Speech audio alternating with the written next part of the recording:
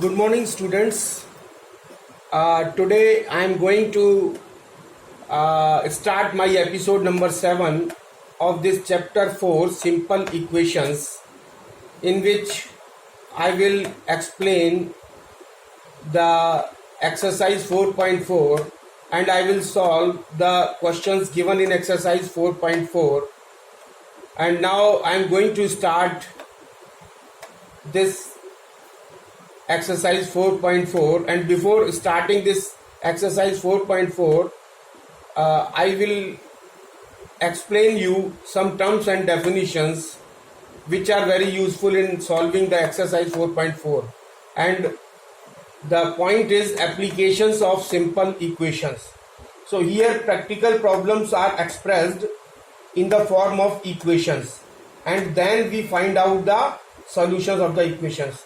तो कुछ practical problems जो है वो हमको जो दी होती हैं उनको हम एक्सप्रेस करते हैं किसमें, in the form of equations. और जब इक्वेशंस में वो तैयार बन के तैयार हो जाती हैं, इक्वेशंस के फॉर्म में आ जाती हैं, तो उन इक्वेशंस को हम सॉल्व करते हैं और उसका सॉल्यूशन निकालते हैं। So applications of simple equations. So applications of simple equations. Here practical problems are expressed in the form of equations. Practical problems को equation के फॉर्म में हम लोग एक्सप्रेस करते हैं और जब वो equation के फॉर्म में आ जाती हैं and then we find out the solutions of the equations, और उसके बाद इस equations का हम solution निकालते हैं। solution निकालने का मतलब उसमें जो वेरिएबल है उसकी वैल्यू फाइंड आउट करते हैं। तो the method is involves the following steps. So first there is a statement. So first there is a statement. First there is a statement and statement को हम लोग कह सकते हैं this is a practical problem. कोई हमको practical problem जो है वो दी हुई होती है और ये practical problem which we are using in day to day life, इसको हम जो है वो day to day life में यूज मतलब हमारे यूज में आती हैं और इनको हमको इक्वेशन बना के सॉल्व करना पड़ता है। और जो नेक्स्ट स्टेप होता है वो होता है रीड द प्रॉब्लम केयरफुली। सबसे पहले हम क्या करते हैं, जो प्रॉब्लम है उसको केयरफुली रीड करते हैं। Read the problem carefully. सबसे पहले उसको केयरफुली रीड करते हैं। तीसरा स्टेप क्या होता है, आइडेंटिफाई व्हाट इज गिवन, और फिर उसके बाद हम करते हैं आइडेंटिफाई क्या क्या चीज करते हैं। एक तो व्हाट इज गिवन यानी नोन चीज, जो हमको नोन है, जो हमको नोन चीज है वो, और जो हमको फाइंड आउट करनी है ये अननोन है। इन दोनों चीज को हम लोग देखते हैं। नोन चीज मतलब जो गिवन है और अननोन चीज मतलब जो टू बी फाइंड आउट, जो हमको फाउंड आउट करनी है, टू बी फाउंड आउट, या जो हमको निकालनी है उसको आइडेंटिफाई करते हैं। उसके बाद translate the given statement into mathematical statement, और उसके बाद हम क्या करते हैं, ट्रांसलेट करते हैं। ट्रांसलेट द गिवन स्टेटमेंट, जो भी हमको दिया होता है उसको ट्रांसलेट करते हैं गिवन स्टेटमेंट को into mathematical statement, into mathematical statement, और मैथमेटिकल स्टेटमेंट में हम इसको कन्वर्ट करते हैं। और उसके बाद solve the equations for unknown, और फिर उसके बाद क्या करते हैं, सॉल्व द इक्वेशन को सॉल्व करते हैं। किसके लिए, फॉर अननोन क्वांटिटी, जो अननोन है उसको निकालने के लिए इसको सॉल्व करते हैं। और फिर उसके बाद हम इसको करते हैं वेरीफाई द सॉल्यूशन, उसके बाद सॉल्यूशन को वेरीफाई करते हैं।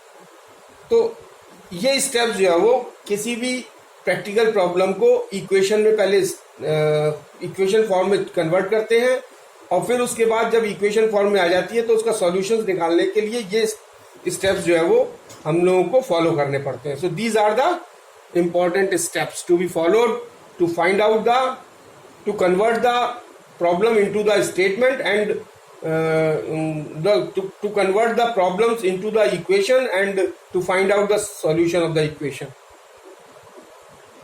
So now I am going to start to solve the exercise 4.4. question number 1. Question number 1 says fill in the blanks. तो इसमें fill in the blanks को fill करना है. तो ये blanks जो है वो यहाँ पे है हमारा. और इसमें क्वेश्चन क्या कह रहा है? इसमें क्वेश्चन कह रहा है कि if 6 is added to 3 times a number, अगर 6 को ऐड करते हैं किसमें? 3 टाइम्स ए नंबर में, तो ये इट बिकम्स, ये किसके बराबर हो जाता है? सेम, उसके बराबर हो जाता है कि as 5 is subtracted from 4 times the same number, और सेम नंबर के 4 टाइम्स में से अगर 5 को सब्ट्रैक्ट कर दे तो उसके बराबर हो जाता है. तो this fact can be represented as, यहाँ पे हमको fill in the blanks fulfil करना है. तो इसमें कैसे करेंगे? Let the number be x. तो इसमें करेंगे let the number be x. तो मान लिया वो नंबर एक्स है, तो ये कह रहा है if 6 is added to 3 times a number, मतलब 3 टाइम्स मतलब 3 इंटू एक्स, और उसमें क्या कर दें? 6 ऐड कर दें. तो ये किसके इक्वल हो जाएगा? It will be equal to same as 5 is subtracted, means 5 को हमको माइनस करना है किसमें से? 4 टाइम्स ऑफ द नंबर में से. तो 4 times of number means 4x और माइनस के 5. So this will be the equation. This will give 3x plus 6 is equal to 4x minus 5. तो इसको कहाँ फिल कर देंगे? यहाँ पे. तो यहाँ पे हम क्या लिख देंगे? ये आ जाएगा हमारा 3x plus 6, 3x plus 6 is equal to 4x minus 5. So this will be the answer. तो इससे हम जो स्टेटमेंट से हम इक्वेशन में सॉल्व कर रहे हैं. और क्वेश्चन नंबर 2 क्या कह रहा है इसका? क्वेश्चन नंबर 2 है, सो question number 2 A part find the number. तो हमको वो नंबर जो है वो फाइंड आउट करना है. क्या कर रहा है? स्टेटमेंट क्या है? 4 more than 1/3 of A number is 16. तो इसको एक्सप्रेशन कैसे चेंज करेंगे? सबसे पहले वही काम करेंगे कि let the required number be x. तो एक्स अगर मान लिया नंबर है, तो इसको कैसे सॉल्व करेंगे? स्टेटमेंट हमारा क्या कह रहा है कि 1/3 ऑफ ए नंबर, मतलब 1/3 मतलब 1/3 ऑफ ए नंबर, मतलब मल्टीप्लाई करेंगे एक्स से, और 1/3 ऑफ ए नंबर क्या है? और उसका 4 more than 1/3 of A number. तो इससे 4 जो है वो प्लस में, तो 4 more than 1/3 of A number is मतलब इज इक्वल टू 16. तो हमको इस नंबर की वैल्यू निकालनी है, एक्स की वैल्यू निकालनी है. तो ये जो है वो हमारा हो जाएगा, इसको अगर हम आगे लिख दें इसमें, तो ये हमारा हो जाएगा x/3 plus 4 is equal to 16. और इसका मतलब हो जाएगा this implies that x/3 is equal to 16 minus 4 is equal to 12. तो x इज इक्वल टू क्या हो जाएगा? क्रॉस, इसको क्रॉस मल्टीप्लाई कर देंगे, यानी कि यहाँ पे आ जाएगा x/3 इज इक्वल टू 12, और 12 को हम लिख सकते हैं 12/1, और इसको हम क्रॉस मल्टीप्लिकेशन कर देंगे. इसको अगर हम क्रॉस मल्टीप्लिकेशन कर देंगे तो ये हो जाएगा x is equal to 3 into 12 is equal to 36. So 36 will be the answer. So question number 2 B part 19 subtracted from 5 times a number gives 41. तो इसका सॉल्यूशन कैसे करेंगे? इसका सॉल्यूशन होगा सबसे पहले वही let the required number be x. मान लिया एक्स जो है वो रिक्वायर्ड नंबर है, तो ये कह रहा है 19 सब्ट्रैक्टेड फ्रॉम. तो फ्रॉम वाली चीज पहले आएगी. फ्रॉम क्या है? From 5 times a number, means 5 और टाइम्स का मतलब मल्टीप्लीकेशन, और नंबर मतलब जो हमने एक्स माना है. और इसमें से कितने सब्ट्रैक्ट करने? 19 हमने सब्ट्रैक्ट कर दिए. दिस गिव्स मतलब is equal to, and this is equal to 41. तो अब इसकी वैल्यू अगर हमको निकालनी है तो ये हमारी हो जाएगी 5x minus 19 is equal to 41, and this will give 5x is equal to 41। 19 जब लेफ्ट हैंड साइड से राइट हैंड साइड में जाएगा तो पॉजिटिव हो जाएगा, plus 19, and this will be equal to 60, and this is equal to 5x is equal to 60, और x is equal to 60 upon 5, and this will be equal to 12, and this 12 is the answer. So this is the method of solving the question.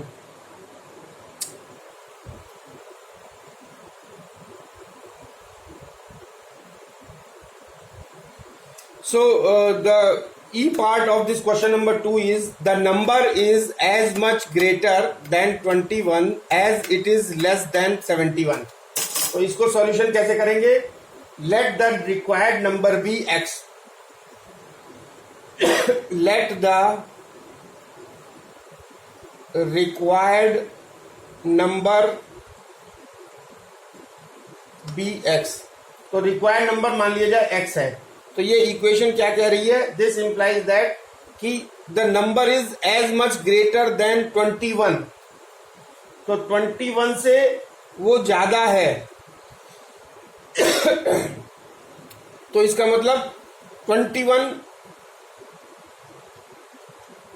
The number is as much greater than 21, 21 से वो ज्यादा, means x minus 21, ठीक है, is equal to क्या होगा? ये it is less than 71, ये same है, मतलब इज इक्वल टू है 71 माइनस एक्स के। तो इसको अगर हम सॉल्व करेंगे तो ये क्या हो जाएगा? ये जो x है इस वाले माइनस एक्स को इधर लाएंगे तो ये हो जाएगा प्लस, और इज इक्वल टू 71 इधर, और ये माइनस 21 को राइट हैंड साइड में ले जाएंगे तो ये यहाँ हो जाएगा 21। तो this will be equal to 2x is equal to 71 plus 21, 92. So x is equal to 92 upon 2, and this will be equal to 46, and this 46 will be the answer.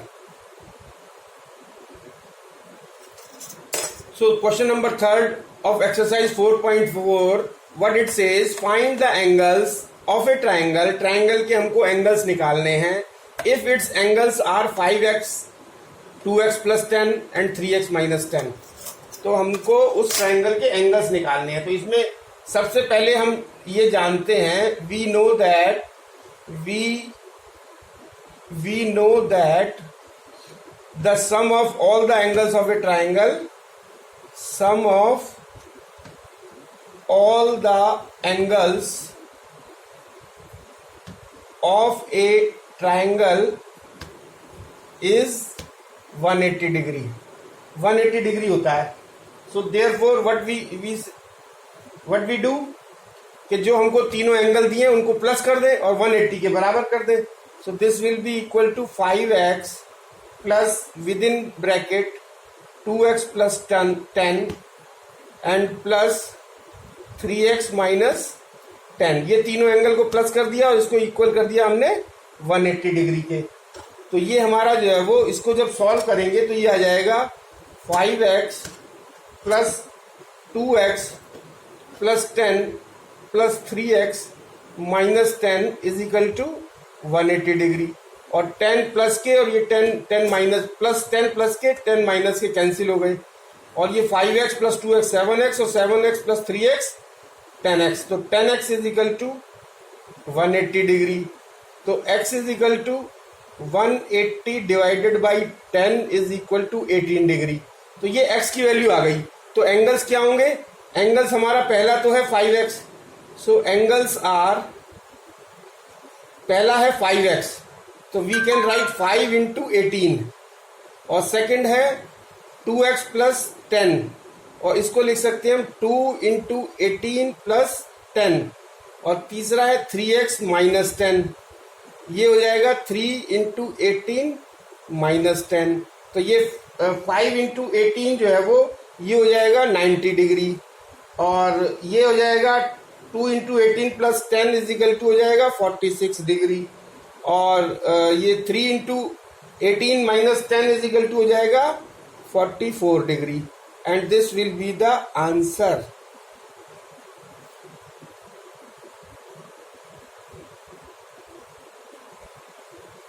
So question number 5 of exercise 4.4, what it says, the age of father is 40 years. Father की as कितनी है? 40 years. While his son's age is 10 years. जबकि उसके सन की जो है वो as है वो 10 years है. आफ्टर हाउ मेनी ईयर्स, कितने साल बाद, will the age of father, father की एज जो है वो सन की एज की ट्वाइस होगी. ये हमको निकालना है. तो इसमें क्या करेंगे कि let after x years the age of father, ये मान के चलेंगे कि let after x years, let after x years the age of father will be, the age of father will be, the age of father will be twice the age of sons, twice the age of sons. तो ये मान के चलेंगे कि मान लिया जाए x साल बाद जो है वो फादर की एज जो है वो सन की एज की ट्वाइस हो जाएगी, मतलब 2 times हो जाएगी. तो प्रेजेंट एज ऑफ फादर कितना दिया हुआ है? Now present age of father, present age of father, father की प्रेजेंट एज है 40 years.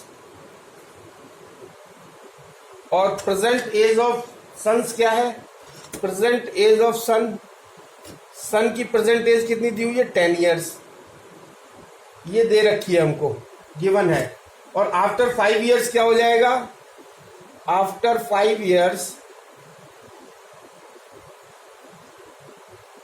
आफ्टर 5 years जो फादर की एज होगी, फादर्स एज क्या हो जाएगी? 40 + x. और आफ्टर 5 years जो सन की एज होगी वो हो जाएगी 10 + x, sorry 40 + after 5 years father की एज हो जाएगी 40 + x, और सन की एज हो जाएगी. So after x years father's age हो जाएगी 40 + x, और आफ्टर एक्स ईयर्स सन की एज हो जाएगी 10 + x. तो अब ये इक्वेशन क्या बनेगी हमारी? ये इक्वेशन हमारी बनेगी कि 40 + x, 40 + x is equal to 2 × twice, ये हो जाएगी 10 + x, और ये हो जाएगी 40 + x. अगर हम इसको सॉल्व करेंगे तो ये हो जाएगा 20 + x, और जिसकी वजह से ये हो जाएगा 2x, 20 + 2x, और ये हो जाएगा 2x - x is equal to 40 - 20. ये ट्रांसपोज करने पे, टर्म्स ट्रांसपोज, वेरिएबल टर्म्स एक साइड में लाएंगे और कांस्टेंट टर्म दूसरी साइड में. तो ये हमारी वैल्यू आ जाएगी x इज इक्वल टू 20. तो x is equal to 20 years, यानी 20 years के बाद जो है वो सन की एज की फादर की एज 2 times हो जाएगी. This is the answer. So question number 8, what it says, exercise 4.4, find the 2 consecutive positive odd integer whose sum is 76. तो ये इसको हमको मानना पड़ेगा कि कंजिक्यूटिव पॉजिटिव ऑड, ऑड मतलब जैसे 1, 3, 5, तो इसमें कितने का गैप है? 2, 2 का. तो 2 कंजिक्यूटिव मतलब जो लगातार हो, मतलब कंजिक्यूटिव मतलब जो साथ साथ हो. जैसे 1 और 3 ये साथ साथ है तो कंजिक्यूटिव हो गया. 3 और 5 हो गया, ये कंजिक्यूटिव हो गया. तो कंजिक्यूटिव पॉजिटिव ऑड इंटीजर्स भी x एंड x + 2. ये हमने मान लिया कि एक हमारी जो दो कंजिक्यूटिव जो पॉजिटिव ऑड इंटीजर हैं, एक उसमें से x है और एक x + 2 है. अब ये क्वेश्चन ये कह रहा है कि x मतलब इनका जो सम है, 2 consecutive positive odd integer whose sum is, तो x एक हो गई और दूसरी हो गई x प्लस 2। तो इनका सम जो है वो किसके बराबर है? 76 के। तो इसको जब हम सॉल्व करेंगे तो ये हो जाएगा 2x plus 2 is equal to 76, और ये हो जाएगा हमारा 2x इज इक्वल टू 76, और 2 को उधर ले जाएंगे तो ये माइनस का हो जाएगा, और ये हो जाएगा हमारा x is equal to 76 minus 2 is equal to 74 divided by 2, and this will be equal to 37। तो x की वैल्यू 37 आ गई।